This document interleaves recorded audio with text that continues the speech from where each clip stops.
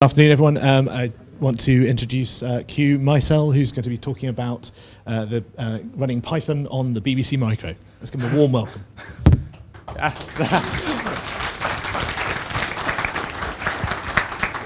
Right, afternoon all. There's more of you than last year. This is slightly terrifying.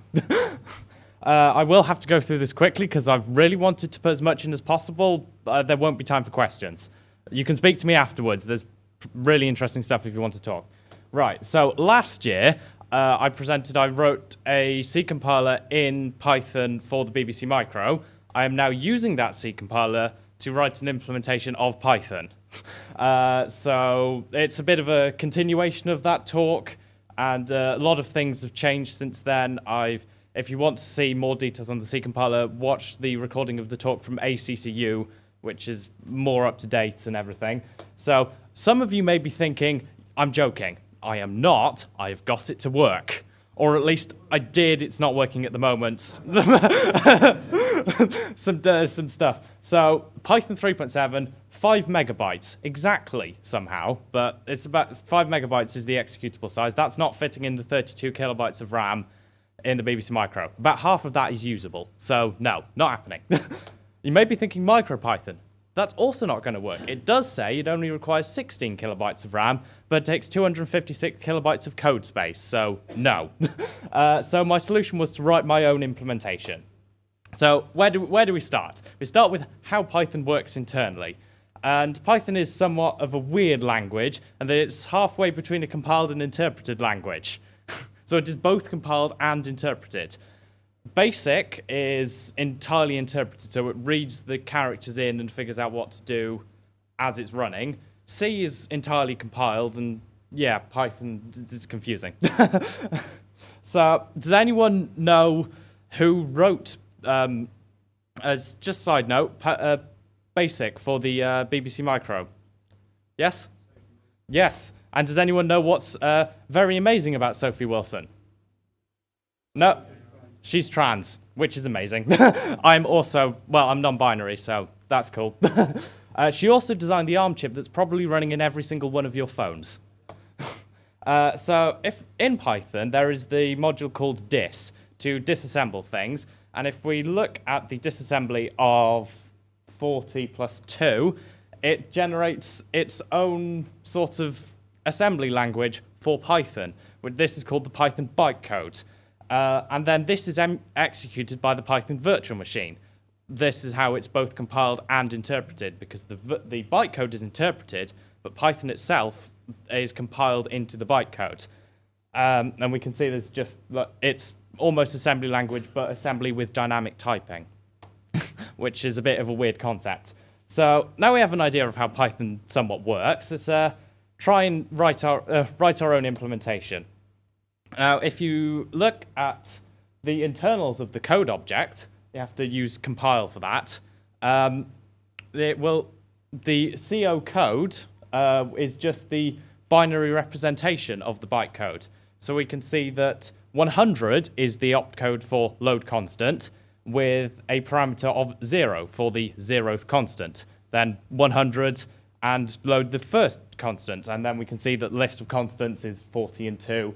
Then 23 is add with I think it just because it makes it simpler. It has an parameter, but it's never used. And then 83 is return, which I think is also 83 is also RTF, return from subroutine, and 652 assembly. So Python is a stack-based virtual machine in that each instruction somehow edits the stack. And for those of you who don't know, a stack is a last in, first out queue. So the load constant of 40, we'll put 40 on the stack, then load constant 2, put a 2 on top of that, binary add, pull the two values off the stack, add them, put them back, and then return, pulls the value off the stack, puts it into the caller's stack frame. I haven't implemented functions, so that return value at the moment functions as a print. So implementing a virtual machine. Now, I have to do this in C, so I don't get all of the niceties of Python. This is why I'm writing a Python interpreter. So this is where it gets a bit low level. If some of you really don't like low level C, you may leave if you wish. So we can't use a standard C array because they are fixed size. 8 there was, well, that's not going to store much useful. Our 40 plus 2 was more than 8 bytes, and we can't have an incomplete type in C. Well, you can, but let's not get into that. So what we need is a dynamic array. So we have a count for how much is currently in there, capacity, and then data, a data pointer to binary data, which is allocated on the heap by memory allocator. So then we can, pointers in C arrays in C are basically glorified pointers, so we can just use the pointer like an array and access values like that. So once we've set up the code to do the dynamic array, we can just use it as a normal array for accessing. So here's the code. Here's some of it to handle dynamic arrays. So first, it just checks if there's already enough space. Then if there isn't enough space, then it grows the array and reallocates the array using the reallocate function, which calls the C standard library realloc, and then it copies the value into the array. But we have a slight problem. If we go to compile this, realloc is not defined. Of course, I haven't written a standard library. I have to write my own standard library for the BBC Micro, so I have to write my own memory allocator. That was fun. So I used this very amazing tutorial online, and if you look at my source code, which is on GitHub, heavily copied from there. So if you might be thinking, could I use the GCC malloc? No, it's 5,611 lines and really complicated, and my compiler couldn't possibly handle it. Mine is 169 lines long, so it's not particularly efficient, but it works, and it seems to do the job. It does handle, for those of you who know how memory allocators work, it does handle block splitting and block fusion relatively well. And it's also somewhat simpler because it doesn't have to interface with an operating system, because there is none. So now that we have a memory allocator, we can actually figure out where we're storing things, because otherwise we'd be a bit like this cat trying to find our strings in memory. This took me ages to make. So, right, so how do we actually run the virtual machine code? If we look at the C Python source code, it's really just a complicated switch statement. And it's available on GitHub if you wish to look through this. It's very long. I think the virtual machine file on C is tens of thousands of lines. It's long, but it handles every possible opcode that is in the Python virtual machine, which changes through every version of Python. And mine looks very similar. Don't judge, my compiler doesn't support switch statements yet, so that's why I'm using ifs. I'm working on it. So you can see that we've got the load constant instruction there, and then we have an add instruction. But you may be thinking, well, how do we handle dynamic typing in Python? Because Python is a dynamically typed language. C is not. How is that done? Well, you can see in the add instruction, it calls to isString and isInt, and this is how I handle dynamic typing in my virtual machine using tagged unions. Again, I'm using defined here because I haven't implemented enums yet. Don't judge. So we have a structure with the type and then a union, and unions, unlike structures in C, store everything in the same memory space. So it will be either one of these. So it'll either be a Boolean, a number. So unlike C Python, I don't support big numbers. It's just a 32-bit number. So it will overflow at some point, unlike Python. Or a pointer to an object, and that's for dynamically sized object like classes, functions, strings, more complicated things like that. And I'm only storing the simplest of types here because adding more increases the size of every single value I want to store, even if it's just a Boolean or an integer. And thus increases memory usage, and of course on the BBC Micro, I don't have much memory. So for variable length objects, we just have an object with an object type, and then with each object of a different length. And then I've just implemented strings at the moment, so we have length and characters, which is just sort of another dynamic array. And of course, the characters is just a standard C string that can be used like any other C string. So at this point, I sort of hit a roadblock. I was running out of memory on the BBC Micro due to all the code that was running in there. So I had to make a memory expansion. You may judge my soldering if you wish. So the BBC Micro has the CPU bus directly exposed on the bottom. So I bought some stuff from Farnell. Farnell now has 70 more pounds of my money. And that's a 512 kilobyte RAM chip. I have another one, but I haven't soldered it yet. And there are two buffers there, so that's a 24-bit address bus. Of course, the 6502 can't execute code from there because it can only access in 255-byte pages, and the 6502 doesn't really understand paging. So I wrote a 32-bit x86-like interpreted virtual machine in 6502 assembly, which also happened to reduce the code output size from my compiler because 6502 assembly is awful, but I have to deal with it. I would like to talk in more detail about this, but this is probably pretty boring, and this talk is long enough as it is. If anyone wants to discuss it afterwards, you're welcome. So then, we've got this bytecode virtual machine. How do we actually turn Python into it? Well, this is somewhat similar to my talk from last year. We need a lexer and a parser. The lexer, pretty standard. It just takes, it just generates a series of tokens. So it says, looks at that string of 40 plus 2, skips white space, except sometimes it doesn't if it's at the start of the line, because Python indentation, that took me ages to write.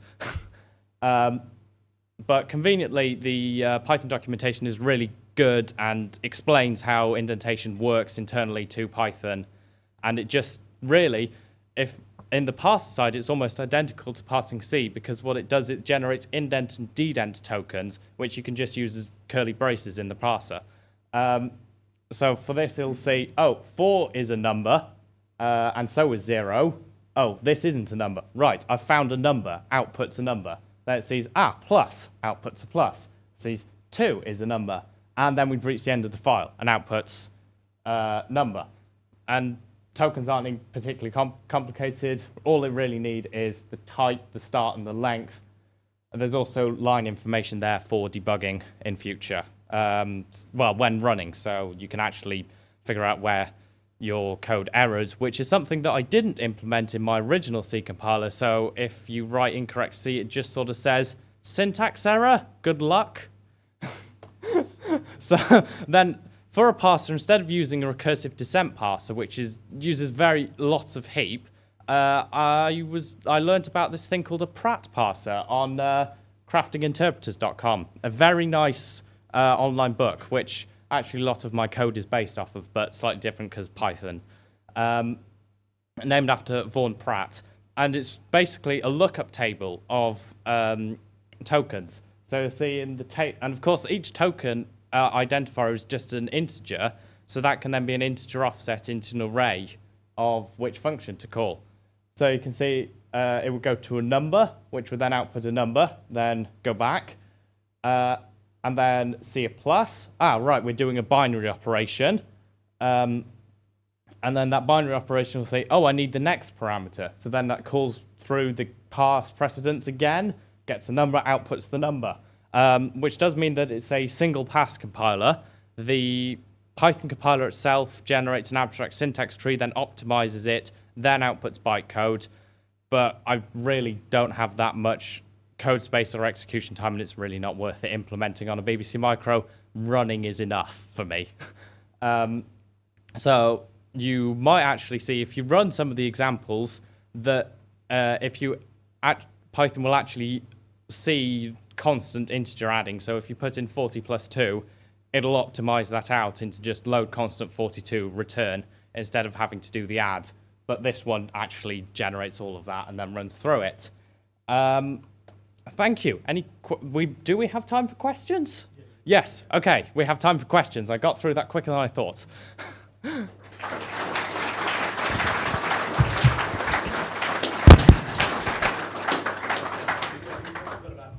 Oh, right, okay. Are there any questions? You probably covered this last time, but do you use a real BBC micro when you're doing your development? Yes, I do. Well, I use an emulator for development, but I have a real BBC Micro, which the memory expansion is currently proving slightly problematic in that the first few bytes of every page are coming out as invalid, but I don't know why. Because if I write to them and then immediately read back in assembly, it reads back fine, but then somewhere between my assembly program exiting and me getting to basic to then read back, it's changed. So, hardware problems? It's 40-year-old hardware, what do you expect? Oh yeah, and also whilst I was building it, one of the pins on the buffers was stuck high, and it turns out it was just some rust on a 40-year-old connector causing it to be floating, and the buffers read floating as high.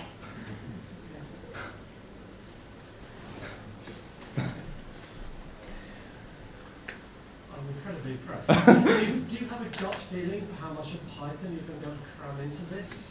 No, I do not. I mean, just getting functions to work would be nice, because then I guess you could actually write some semi-useful programs. And, well, at the moment, it's really a complicated adder that also handles some strings. You can input a string, it will turn it to a Python string, then print it out and destroy it. You can also concatenate strings, but that's all it really does. Also handles bitwise arithmetic and Boolean arithmetic, but not much else so far, but that's the really simple stuff. I'm getting into the more complicated stuff like functions and the hash tables that I'll have to do for all of that later. Oh, it also doesn't support variables at the moment, so not very particularly useful. But I guess I'm just limited by how much memory I can cram into that expansion. The more memory I can cram in, I guess it'll be slow, but it would work. So in theory, I could eventually get all of Python running.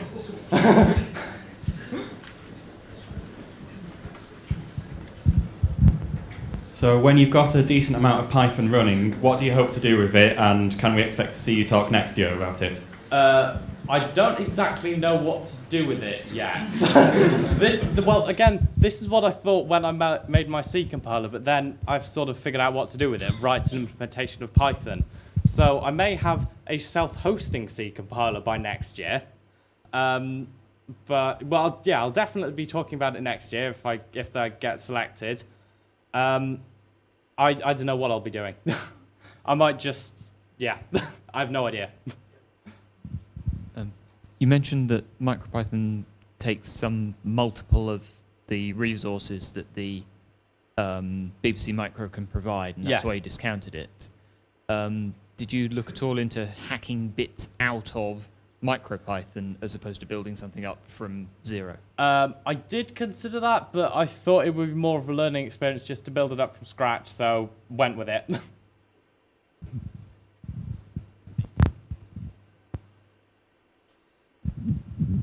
You said that on the BBC Micro you don't have an operating system, but do you have storage or perhaps a file system even? Well, when I said operating system, that was slightly incorrect. There is the Acorn machine operating system, but that really isn't much more than an interface to the hardware. So I am using it to read from floppy disk and things, but it doesn't handle any multitask or anything that you'd normally expect an operating system to do. So I'm not having to manually interface with floppy disks, but I am having to do almost everything else manually. Okay, I'm just looking around. Is any more questions? Yeah, there is one at the front. Here we go. Do you intend to produce ROMs that we can install in our own BBC micros? Yes, I do, and possibly memory expansions if I can get it working. Any more? We have about 5 minutes. Oh, okay. This went a lot quicker than I expected. I was probably very nervous. That's good. There is one more.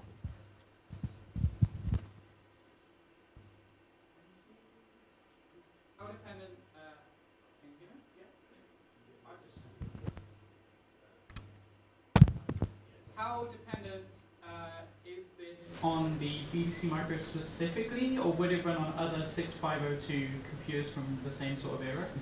Right, well, the accessing of external memory would have to be changed since that interface is different at every machine, but everything else in the C compiler at least is standard 6502, and also loading files into the extended memory I'd have to write a different program to do that, but that's only about 100 lines of assembly to read from floppy disk into memory. So in theory it's mostly portable. Okay, well that looks like there are no more questions. Am I right? Yeah. Okay, well it just remains for me to thank Q for a fantastic, fascinating talk. Thank you. Thanks so much.